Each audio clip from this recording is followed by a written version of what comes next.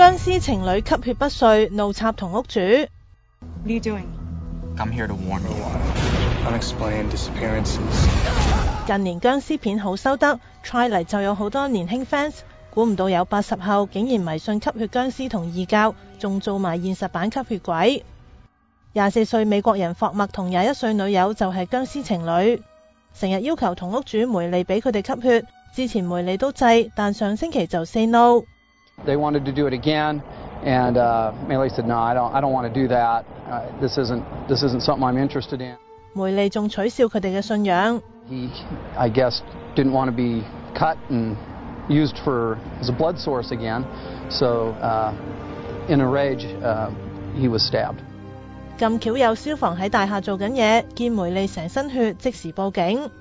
霍默同女友最初俾假口供，話係梅莉先襲擊女友，先自毀傷人，後來先講出真相。